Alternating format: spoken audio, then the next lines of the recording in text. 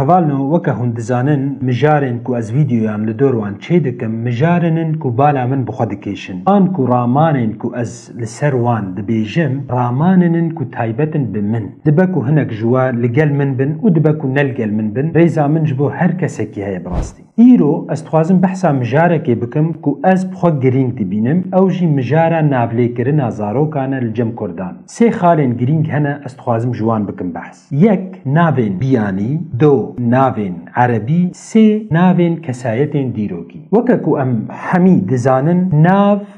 ناسنامەیە مرۆڤی نیشان دەدا دەما ئەم ناوێ ئەحمەد دەبیهیزن ئەم گومان دکن کو خودانێ وی ناوی عەرەبە دەما ئەم ناوێ جۆرج دەبیهیزن ئەم گومان دکن کو ئەو کەس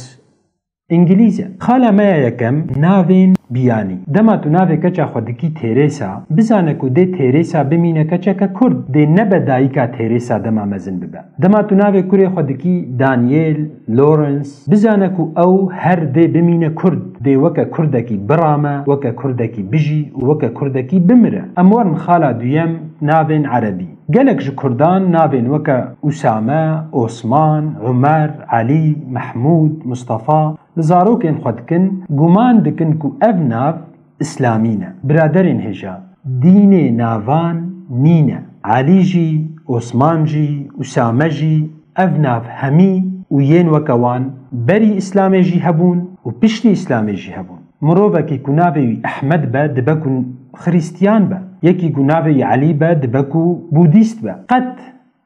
têkiliya navan bi olê nîne ئەم وەرن خالا سێیەم ناوێن کەسایەتێن دیرۆکی لەڤر ڕامانەکە تایبەت بە من هەیە دبەک و هون قبول بکن دبەک و نەکن ئەز وەکە بەختیار درست نابینم کو مرۆڤ بارێ ئازادکردنا فلستینێ لە کوورێ خۆیە بچووک بکە و ناوی بکە سەلاحەدین ئانجی ناوێ داپیرا خوا لە کەچا خۆ بکە برا ما چما تو وێ زارۆکێ ji بچووکانی de ئامادە دکی کو ببە کۆپیاک ji Salahdîn re an jî ji dapîra xwe re an jî ji bapîrê xwe re ma ne baştir e ku ew zarok bi derûna xwe bi kiryara xwe bi karaktera xwe serbixwe û azad be weke xwe mezin bibe tu boçi dixwazî bar û kirasê kesayetên dîrokî li zarokên xwe bikî ger mesele bi navan bûya dê niha gelek Salahdîn Ehmedê Xanî Einstein Freud û